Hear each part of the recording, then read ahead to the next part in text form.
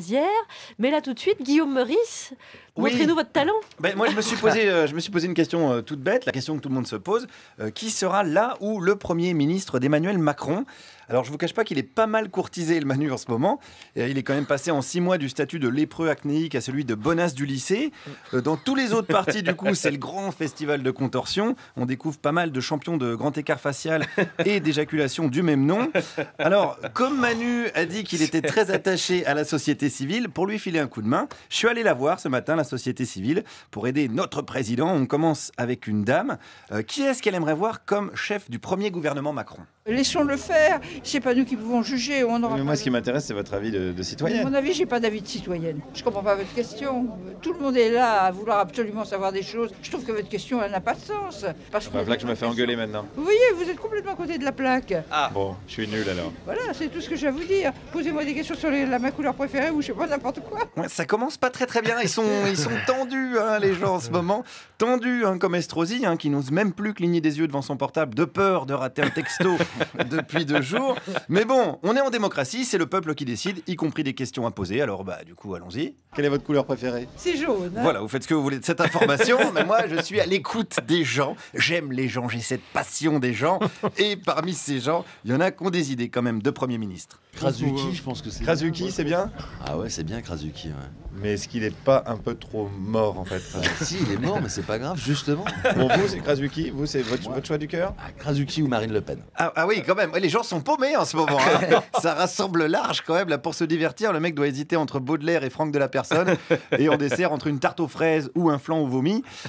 Est-ce qu'on peut faire mieux comme rassemblement large? Robert Hue ou Christine Lagarde, voilà. Ouais, pour vous, c'est pareil.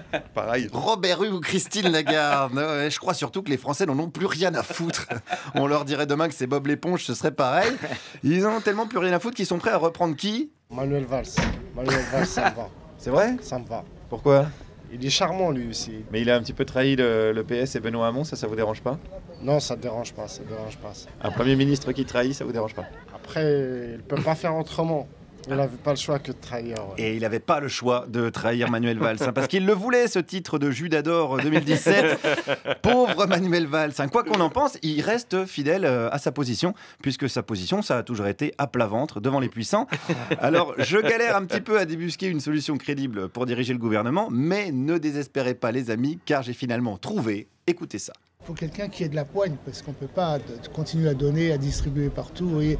Alors je veux dire, à mon avis, le seul homme politique vraiment valable qui est en Europe, c'est Poutine. Ah, le seul. Poutine Premier ministre, alors faudrait. D'abord, il n'a pas d'opposition, il peut aller au but qui sont les siens. Après, il n'a pas d'opposition parce qu'il les fait assassiner. Oui, mais enfin ça c'est, je vais vous dire, ceux qui se font assassiner le veulent bien. L'inventeur de la théorie de l'assassinat consenti. Je l'ai trouvé ce matin, les gens assassinés le veulent bien. Et c'est vrai, hein, on se souvient de la célèbre phrase de Kennedy à son chauffeur, baissez le toit ouvrant s'il vous plaît, Nestor. Alors comme c'est pas tous les jours hein, qu'on tombe sur un théoricien comme ça au hasard d'une rue, j'ai poursuivi l'analyse. Les opposants assassinés, ils font quoi? Ils font tout pour. Vous voyez, ils font tout pour se faire assassiner. Oui, on ne peut pas avoir d'opposition, des gens qui, dès qu'on fait quelque chose, vont dire il faut faire le contraire. Mais est-ce que c'est pas un problème de démocratie, ça? Mais la démocratie est foutue, monsieur. C'est fini, il n'y a plus de place pour la démocratie. De toute façon, je veux dire, regardez, les démocrates, qu'est-ce qui a créé la démocratie? La Grèce. Vous voyez où ils en sont, les Grecs. Excusez-moi, mais c'est implacable. Bon, le problème, c'est que c'est un raisonnement qui marche aussi pour la moussaka et des Miss Roussos, mais quand même, ça fonctionne. Allez, conclurons avec ce brave monsieur et son panthéon personnel. Les seuls gens qui ont des objectifs et qui les atteignent, c'est les gens qui ne sont pas démocrates. Vous avez donc Poutine, vous avez le président chinois, vous avez Erdogan qui est en train d'aller sur la voie. On ne peut pas demander à tout le monde si quand on fait quelque chose, ça leur plaît ou pas. Automatiquement, ils vont dire non et on ne peut rien faire. Voilà. Alors ça veut dire qu'il faudrait une bonne dictature en France? Voilà, exactement. Et écoutez, si Macron nous écoute, voilà, c'est pas le 49-3 qui lui fait peur, donc c'est pas la soif de démocratie qui l'étouffe. Pour le Premier ministre, ça je me fais pas de soucis pour lui, hein. Il trouvera dans son entourage, qui s'apparente d'ailleurs de plus en plus au Bois de Boulogne, la politique c'est comme la prostitution, sauf que c'est tout le peuple qui paye.